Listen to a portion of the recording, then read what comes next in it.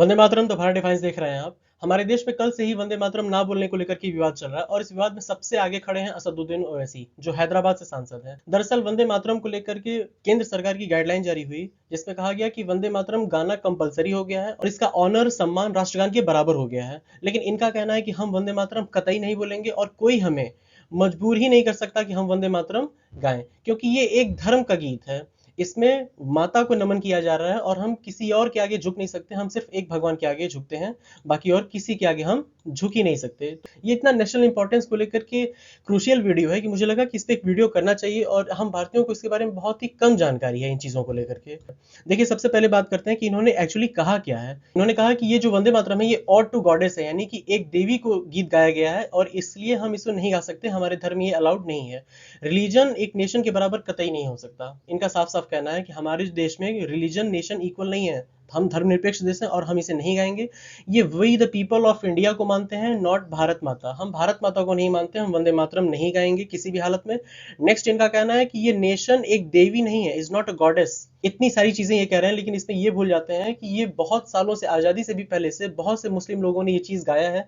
यहाँ तक कि अशफाक उल्लाह खान ने भी गाया है और कभी भी इस पे विवाद नहीं रहा। लेकिन हाल फिलहाल में इंडिया में इस तरह का विवाद उछाला जा रहा है, जिससे खास तौर से पाकिस्तान और बांग्लादेश जैसे देशों को एक टारगेट करने का मौका मिले कि कुछ लोगों को टारगेट किया जा रहा है। जबकि बहुत सारे देशों में कुछ लॉ ऑफ द लैंड होते हैं, फादरलैंड और मदरलैंड का कॉन्सेप्ट होता है। अगर जो इस देश को फादरलैंड मानते हैं, जहाँ पे कॉन्स्टिट्यूशनली ना सही लेकिन एक कल्चरली एक हेरिटेज है, हमारी हिंदू सिविलाइजेशनल हेरिटेज है, उसको न मानना, ये एक बहुत बड़ा मेजर सेटबैक है इंडिया के लिए। देखिए, इंसल्ट है वंदे मातरम ना गाना और इसके लिए अब पनिश किया जाएगा सबको। ये टाइम्स नाउ की एक रिपोर्ट है। इकोनॉमिक टाइम्स ने क्या कहा है इस पे कि वंदे मातरम के 6 स्टैंजास जो है, टोटल इसमें 6 स्टैंजास ही ओरिजिनली थे, लेकिन अभी तक कांग्रेस की सरकार ने 2 स्टैंजास को अनिवार्य किया हुआ था आजादी के बाद से। लेकिन अब इस बार केंद्र की नरेंद्र मोदी सरकार ने 6 स्टैंजास को कंपलसरी कर दिया है। इसको स्कूल्स में, नेशनल सॉन्ग्स में, इवेंट्स में, हर जगह पे गाना कंपलसरी कर दिया गया और इसको राष्ट्रगान से भी पहले, जनगण मन से पहले गाया जाएगा इसको। डीडी न्यूज़ ने इसको कवर किया है कि सेंटर ने इशू किया डिटेल्ड प्रोटोकॉल इसके लिए, जिसमें वंदे मातरम गाना अनिवार्य हो गया है। इसमें टोटल 6 स्टैंजास हैं और इसकी लेंथ है पूरी 3 मिनट 10 सेकंड की। नेक्स्ट देखिए, इसमें डिसीजन है क्या एक्चुअली। ये 8 मई को ये डिसीजन आया। इसमें यूनियन कैबिनेट यानी कि केंद्र की सरकार ने एक अमेंडमेंट किया, एक सुधार किया 1971 के एक एक्ट में। क्या है इसमें, इसको सेम लीगल स्टेटस दे दिया गया है। पहले जैसे नेशनल एंथम है, जितनी इज्जत है सेम उतनी ही इसकी भी हो गई है। इस पे सबसे बड़ी जिस पे हो हल्ला मच रहा है, अभी तक ये चॉइस थी, अभी तक ये मैंडेटरी नहीं हुआ था, अब ये मैंडेटरी हो गया, यानी अनिवार्य कर दिया गया। और इसके खिलाफ में अगर कोई जाएगा, इसकी बेइज्जती करेगा, अगर ये गाया जा रहा है तो कोई खड़ा नहीं होगा, गाएगा नहीं इसे, 3 साल की जेल हो जाएगी अब इस पे।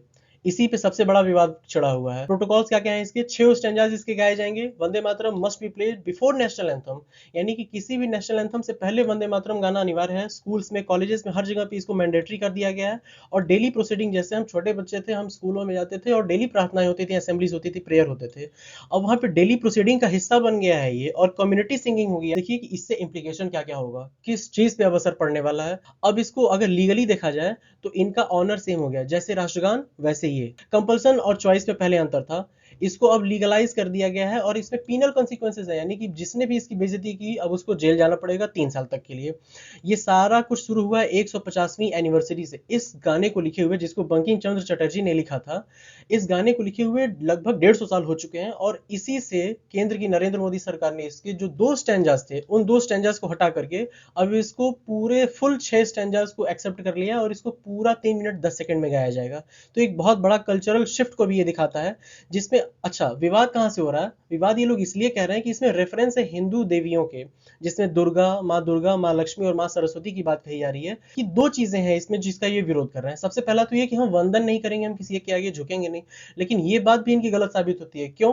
क्योंकि पहले जब मुगल दरबार लगते थे, सुल्तान हुआ करते थे, उनके भी आगे ये लोग जा करके झुकते थे, झुकते हुए आते थे। जहां पना करके हमने मुगले आजम फिल्मों में भी देखा हुआ है, जिसमें लोग झुकते झुकते आ रहे हैं और झुकते झुकते जा रहे हैं राजा के आगे। बादशाह के आगे। तो फॉल्स प्रोपेगेंडा फैलाया जा रहा है देश के खिलाफ कि हम झुकते नहीं हैं। ये सबसे बड़ा विवाद कहाँ से शुरू हुआ है? ये मुस्लिम लीग ने ये विवाद शुरू किया था वंदे मातरम को लेके। अभी मैं इसको आगे आपको बताने वाला हूँ इस वीडियो में, बस अगले 1 से 2 मिनट में बने रहिए, इसको पूरा डिटेल से समझते हैं, क्योंकि इस पे आम भारतीयों की समझ बनना बहुत ज़रूरी है। ये एक ऐसा टॉपिक है जो आज तक अछूता रहा, हमने स्कूल कॉलेजेस में भी इसके बारे में नहीं पढ़ा। बहुत कभी जब दीप प्रज्वलित हो जाते थे, कभी किसी इवेंट में, हमने तभी सुना है, और वो भी शुरुआती 1-2 लाइन्स बस। तो बने रहिए, इसमें आगे हम देखते हैं कि क्या है। इम्प्लीकेशन तो यही हमने देख लिया कि अब इसका स्टेटस इक्वल हो गया है, और इससे 3 साल की जेल हो जाएगी, 150 साल हो चुके हैं। बंकिम चंद्र चटर्जी ने इसे लिखा था। हाँ, ये लिखा कहाँ गया था? ये लिखा गया था बंगाल में, और बंगाल एक बहुत कल्चरली सेंसिटिव एरिया है, और ये वही बंगाल है जहाँ पे अंग्रेजों ने सबसे पहले कब्जा किया हुआ था। 1896 में रविन्द्रनाथ टैगोर ने इसे गाया था, पॉलिटिकली इसे यूज किया गया। जब भारत में आंदोलन शुरू हुआ, उस आंदोलनों में भी किस तरह से इसे इस्तेमाल किया गया, बस अगले 3 से 4 मिनट के अंदर अंदर हम इसे कंप्लीटली समझेंगे हर चीज को। यही है वंदे मातरम के ये दोनों स्टैंजास जो अब तक गाए जाते थे, और इसको सरकार ने अनिवार्य किया हुआ था। लेकिन अब केंद्र की मोदी सरकार ने ये तीसरे, चौथे, पांचवें और छठे इन स्टैंजास को भी क्या कर दिया, शामिल कर दिया, और इसको भी गाना अब अनिवार्य कर दिया गया है। सबसे बड़ी दिक्कत कहाँ हो रही है इन लोगों को लेकर, कहाँ इन लोगों ने विरोध किया सबसे ज्यादा, कि यहाँ पे देवी दुर्गा की बात की जा रही है। देखिए, तुम ही दुर्गा, यानी कि यहाँ पे माँ दुर्गा की बात हो रही है। कमला कमल दल, यानी कि यहाँ पे जो कमल पे विराजमान होती हैं माता लक्ष्मी की बात की जा रही है। वाणी विद्यादायिनी, यानी कि यहाँ पे सरस्वती, इनकी जिक्र किया जा रहा है। इस बात को लेकर के ये लोग विवाद कर रहे हैं कि हम ये चीज नहीं कर सकते, और किसी भी तरीके से, किसी हाल में, किसी सूरत में हम इसे नहीं गाएंगे। ये इंडिया के कल्चरल हेरिटेज और सिविलाइजेशनल स्टेट को धक्का देना है। भारत एक ऐसा देश नहीं है जो पाकिस्तान की तरह से बन गया था या फिर अमेरिका की तरह बन गया है। हम एक सिविलाइजेशनल हेरिटेज हैं, कल्चरल हेरिटेज है हमारा। हम हजारों लाखों साल की परंपरा से आगे बने हुए हैं, और इस तरह से इसको चैलेंज करना इन लोगों का, इस तरह से, जो सबसे पहले मुस्लिम लीग ने शुरू किया था। आपको अगर नहीं पता तो मैं आपको बता दूं, 1896 से लेकर के हमेशा 1937 तक इसे पूरी तरह से गाया जाता था। 6 स्टैंजा इसके गाए जाते थे कांग्रेस के किसी भी सेशन में। लेकिन जब जिन्ना ने इस बात की खिलाफत की और उसके खिलाफ कहा मुस्लिम लीग ने कि हम इसे नहीं गा सकते, ये मुस्लिमों के खिलाफ है, ये वंदे मातरम 3 देवियों की बात कर रहा है, और यहाँ पे किसी देश को नमन करने की बात की जा रही है, और हम झुकते सिर्फ एक भगवान के आगे हैं।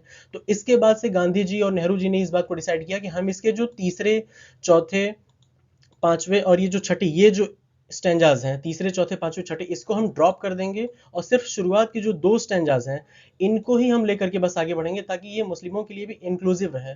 तो इस तरीके से जिन्ना के दबाव में झुक करके कांग्रेस ने ये फैसला लिया था। लेकिन अगर हम इंडियन हेरिटेज की चीजों को लेकर के इसी तरह से खिलाफत करेंगे, तो इनका क्या होगा? जो इंडियन नेवी के भी मोटोज हैं, ये कहाँ से लिए गए हैं? उपनिषद से लिए गए हैं। इंडियन एयरफोर्स के भी भगवत गीता से लिए गए हैं। Mahabharata, Sanskrit text, Indian coast guard के और intelligence bureau, Vedic origin, Mundaka Upanishad से ये सारी चीजें ली गई हैं। रिपब्लिक ऑफ इंडिया का सत्यमेव जयते हमारा मुंडक उपनिषद से लिया गया है। लेकिन अगर इंडियन हेरिटेज से हमें इतना भागना है, तो फिर तब तो बहुत मुश्किल खड़ी हो जाएगी। एक होता है लॉ ऑफ द लैंड, हमें उस देश का कानून मानना पड़ता है। हम इस देश को फादरलैंड अपना मानते हैं, यानी हमारा जन्म, हमारे पूर्वज यहीं के थे। लेकिन जिनके पूर्वज यहाँ के नहीं थे, मदरलैंड और फादरलैंड में बहुत अंतर होता है।